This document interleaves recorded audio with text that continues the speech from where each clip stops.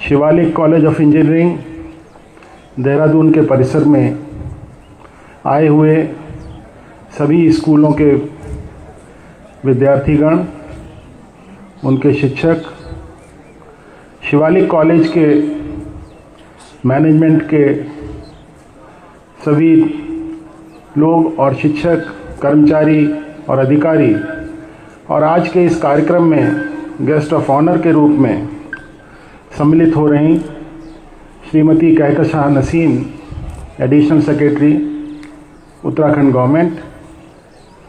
मेरे लिए ये बड़ा सौभाग्य का अवसर है कि मैं स्कूल के बच्चों को संबोधित आज इस दिन कर रहा हूँ। ये साइंस 2.0 मेरे को जैसा बताया गया, ये सेकेंड वर्जन है। लास्ट ईयर भी इसी प्रकार का एक कार्यक्रम आयोजित किया गया था और उसकी सफलता को देखते हुए शिवालिक कॉलेज ने इस बार इसको देहरादून में करने के साथ साथ पिथौरागढ़ और पटना 2 जगह और इसी प्रकार के कार्यक्रमों का आयोजन किया है। बच्चों, आपको ये जान के एक सेंस ऑफ प्राइड आपके अंदर पैदा होना चाहिए कि आप उस देश के नागरिक हैं जिस देश पूरे विश्व में भारतवर्ष एक अकेला देश है जिसने साइंटिफिक टेम्पर प्रमोट करने की एक जिम्मेदारी प्रत्येक नागरिक की फंडामेंटल ड्यूटी के रूप में दी है। ये हम सब भारत के नागरिकों की जिम्मेदारी है कि हम लोग साइंटिफिक टेम्पर प्रमोट करने के लिए, वैज्ञानिक चिंतन पैदा करने के लिए जो भी आवश्यक कदम हो उठाएं। तो ऐसी परिस्थिति में जो भी प्रयास विज्ञान के प्रचार प्रसार, तकनीकी के उपयोग और उसको जीवन के दैनिक दिनचर्या में शामिल करने के लिए जो भी प्रयास किए जाते हैं वो सभी सराहनीय हैं। ये एक इंजीनियरिंग की संस्था है। यहाँ पर विज्ञान और टेक्नोलॉजी दोनों का अध्यापन भी होता है और साथ साथ में उत्तराखंड प्रौद्योगिकी विश्वविद्यालय से संबद्ध जितनी भी संस्थाएं हैं सबकी ये सामाजिक जिम्मेदारी है, उनकी ये राष्ट्र के प्रति ये नैतिक जिम्मेदारी भी बनती है कि आप वैज्ञानिक चिंतन बढ़ाने के लिए अपने स्तर से सदैव प्रयासरत रहें। मैं बहुत प्रसन्न हूँ कि शिवालिक कॉलेज ने स्कूली बच्चों के अंदर इस प्रकार की एक प्रतिस्पर्धा आयोजित कर उनके अंदर एक विज्ञान के प्रति लगाव पैदा करने का काम किया है। तकनीकी विश्वविद्यालय के प्रमुख होने के नाते मेरा एक और बहुत चिंता का विषय सदैव रहता है। मैं कई अवसरों पर इस पर अपनी बात रख चुका हूँ, आज फिर रख रहा हूँ कि आज की जो हमारी पीढ़ी है उस पीढ़ी को अपनी जो समाज के प्रति, आपके अपने परिवार के प्रति, आपके अपने राज्य के प्रति, आपके अपने राष्ट्र के प्रति और आप इस पूरी मानवता के प्रति जो जिम्मेदारी है उसका एहसास स्कूलों को कराना चाहिए, कॉलेजेस को कराना चाहिए और सभी शिक्षण संस्थाओं को कराना चाहिए। आप सबके ऊपर पूरे समाज ने बहुत ज़्यादा इन्वेस्ट कर रखा है, आपसे बहुत उम्मीदें हैं। हम रिटर्न ऑन इन्वेस्टमेंट चाहते हैं। रिटर्न ऑन इन्वेस्टमेंट हमें कोई मॉनेटरी टर्म्स में नहीं चाहिए। हमें ये चाहिए कि जो हमने डेवलपमेंट किया है, जो भी विकास की यात्रा अभी तक हुई है, उसको आप इसी गति से और त्वरित गति से आगे बढ़ाएं। और इस जो वैज्ञानिक और प्रौद्योगिकी का विकास है उसके अंतर्गत इसकी सस्टेनेबिलिटी, जिसको संधारणीयता कहते हैं, उसको कभी भी नज़रअंदाज ना होने दें। कभी भी विकास की दौड़ में ये ना भूलें कि आपके जो साथी, जो दूसरी मानवता के एक बहुत बड़ा हिस्सा जो विश्व की, जो इस धरा पर विभिन्न कोनों में रहता है, वो कहीं आपके किसी प्रयास से दुष्प्रभावित मीन्स उस पर कोई कुप्रभाव ना पड़े, उसको किसी भी प्रकार से डिसएडवांटेज में नहीं डालना चाहिए। तो जो भी हम डेवलपमेंट करते हैं उस डेवलपमेंट के साथ साथ में सस्टेनेबिलिटी का एंगल सदैव ध्यान में रखना चाहिए। बच्चों के अंदर जो इंजीनियरिंग और टेक्नोलॉजी है उसकी एजुकेशन को लेकर के भी एक धारणा बनी हुई है और ये धारणा दिन प्रतिदिन गहरी होती जा रही। ऐसा लगता है कि विश्व में सिर्फ कंप्यूटर साइंस और उससे रिलेटेड डोमेन्स की ही पढ़ाई का कोई औचित्य रह गया है।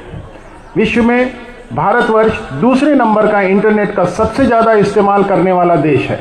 ये हमारे लिए एक प्राइड की बात है कि उसका कारण एक हमारी आबादी भी है। क्योंकि हम एक सर्वाधिक आबादी वाले देश हैं तो इस कारण भी हम इंटरनेट का सबसे ज़्यादा इस्तेमाल करते हैं। हमारी युवा पीढ़ी स्मार्टफोन का सबसे ज़्यादा इस्तेमाल करती है। हमने पूरी टेक्नोलॉजी को कन्वर्ज करके मोबाइल के अंदर समेट दिया है। जब अब जो आर्टिफिशियल इंटेलिजेंस का इस्तेमाल करने का जो प्रयास चल रहा है वो निश्चित रूप से आपको बहुत सारी सहजता देगा, लेकिन ये आपको सदैव ध्यान रखना चाहिए कि इस आर्टिफिशियल इंटेलिजेंस का इस्तेमाल करने में सिर्फ कंप्यूटर साइंस की ही भूमिका नहीं है। इसमें पूरी सभ्यता को, पूरी मानवता को और पूरे समाज को आगे बढ़ाने में इंजीनियरिंग और टेक्नोलॉजी, इवन आज अगर आप मेडिकल साइंस की बात करें तो आज के जो डॉक्टर्स हैं आप देखते होंगे बिना डायग्नोस्टिक्स के कुछ नहीं कर पाते। किसी भी डॉक्टर के पास आप सबसे पहले जाएंगे तो वो आपको 4-5 टेस्ट लिख देगा। अब उन टेस्ट्स को अगर आप गंभीरता से देखें उसमें कोई मेडिकल साइंस नहीं है, उसमें वो इंजीनियरिंग और टेक्नोलॉजी के इक्विपमेंट्स हैं और वो टेक्नोलॉजिकली ड्रिवन कंक्लूजन्स हैं। आप कोई भी टेस्ट कराते हैं, ईसीजी कराते हैं, आप अपना एमआरआई कराते हैं, सीटी स्कैन कराते हैं, आप कोई भी टेस्ट देख लीजिए, हर टेस्ट के पीछे इंजीनियरिंग और टेक्नोलॉजी की अपनी एक बड़ी अहम भूमिका है। उसके इन्फ्रेंसेस को डॉक्टर्स इस्तेमाल करके आपका इलाज करते हैं। ये उदाहरण मैंने इसलिए लिया क्योंकि बड़ी सहजता से बच्चों को ये बात समझ में आ सकती है कि जिस कोर इंजीनियरिंग और टेक्नोलॉजी, चाहे वो मैकेनिकल इंजीनियरिंग हो, इलेक्ट्रॉनिक्स इंजीनियरिंग हो, इलेक्ट्रिकल इंजीनियरिंग हो, केमिकल इंजीनियरिंग हो, सिविल इंजीनियरिंग हो, जिसको आप बड़ी सहजता से नकार देते हैं, शायद उसकी इस सभ्यता को और समाज को आगे बढ़ाने में जितनी बड़ी भूमिका है उसको कंप्यूटर साइंस से अकेले पूरा नहीं कर सकते। आपके अंदर इस बात के प्रति अपनी इस बात का भाव होना चाहिए, इस बात का ज्ञान होना चाहिए कि यदि हमें इस पूरे सिविलाइजेशन को आगे बढ़ाना है, अगर आपको ट्रांसपोर्टेशन में कोई क्रांति लानी है तो आपको रोड ट्रांसपोर्ट, एयर ट्रांसपोर्ट, जिसमें कि आप इंजीनियरिंग और टेक्नोलॉजी का उपयोग करते हैं, वो कभी भी सिर्फ कंप्यूटर साइंस से नहीं आ सकता। आप कंट्रोल्स कंप्यूटर ड्रिवन कर सकते हैं, लेकिन अगर आप हार्डकोर इंजीनियरिंग की बात करें तो उसकी अपनी भूमिका है। इसी प्रकार से आपके जो अपने कैरियर्स का चुनाव, अब मेरे को बताया गया कि यहाँ 11वीं और 12वीं के बच्चे बैठे हुए हैं, इन बच्चों को अपने आगे की जो यात्रा है, अपने जो कैरियर के निर्णय हैं वो लेने होंगे। आप इन निर्णयों को लेते समय आपका जो कमिटमेंट है, आपका जो पैशन है, आपका जो इंटरेस्ट है, आपकी जो परिवार की स्थिति है, आपकी जिस समाज से आप आते हैं उसके बारे में आपने जो समझ पैदा की है, इन सब को समावेश करने का प्रयास करें और उसके आधार पर निर्णय लें। आपकी उम्र बहुत कम है, ये निर्णय लेना बहुत मुश्किल है। ये जो समाज के दूसरे फैक्टर्स हैं वो आपको इन्फ्लुएंस करेंगे, लेकिन इस इन्फ्लुएंस करने की प्रक्रिया में आपके माँ बाप को कम से कम इस बात का जरूर ज्ञान होना चाहिए और समझ होनी चाहिए कि आपको एक सही निर्णय लेने में आपकी मदद करें।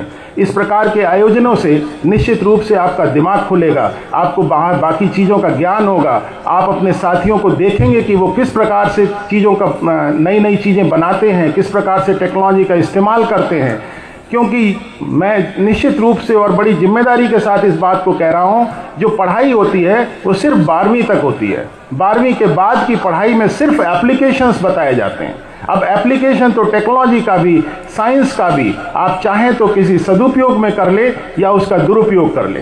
तो ये जो एप्लीकेशन है वो बहुत इंपॉर्टेंट होता है। तो आपके जो फंडामेंटल्स हैं, आपका जो नॉलेज बेस है, चाहे वो फिजिक्स का हो, मैथमेटिक्स का हो, केमिस्ट्री का हो या आपका सोशल साइंस का हो या किसी भी विषय का हो, आपकी 12वीं तक ही आपको वो ज्ञान दिया जाता है। आपको इस जो अभी की आपकी पढ़ाई है इसमें सिर्फ इंजीनियरिंग और टेक्नोलॉजी को, और उसमें भी सिर्फ कंप्यूटर साइंस को फोकस में रख करके अपने निर्णय नहीं लेना चाहिए। यह मेरी एक जिम्मेदारी भी है और मैं इस बात को गंभीरता से महसूस भी करता हूं कि कहीं ऐसा तो नहीं कि जो हमारी कॉम्पिटेंस है वो कुछ डोमेन्स में सिमट करके रह गई।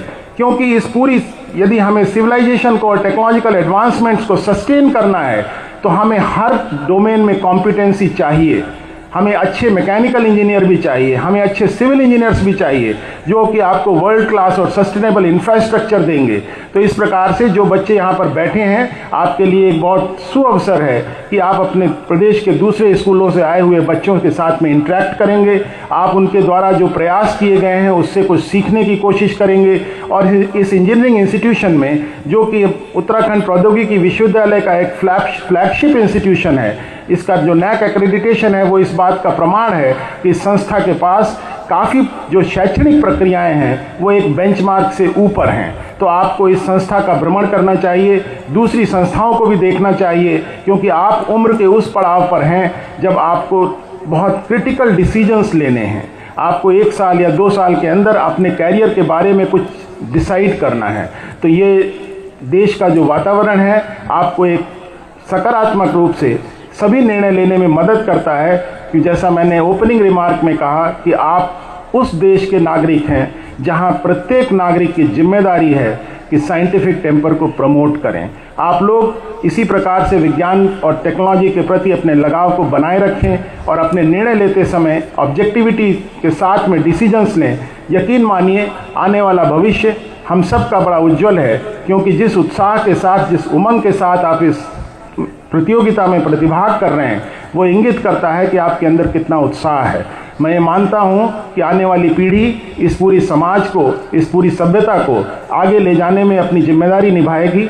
इन्हीं शब्दों के साथ मैं आप सबको पुनः शुभकामनाएं देता हूं और आयोजकों को बधाई देता हूं कि उन्होंने इतने सारे विद्यालयों को इस परिसर में आने का मौका दिया और आगे भी इस प्रकार के प्रयास जारी रहें। ये मेरी शुभकामनाएं इसलिए और इच्छा भी है कि हमारे जितनी भी संस्थाएं हैं उनको साइंस और टेक्नोलॉजी को प्रमोट करने के लिए एक बच्चों के अंदर वैज्ञानिक चिंतन सुदृढ़ करने के प्रयास करने चाहिए, और आशा है कि इस प्रकार के प्रयास चलते रहेंगे। मेरी शुभकामनाएं। आप सबको पुनः एक बार धन्यवाद। जय हिंद। Thank you sir.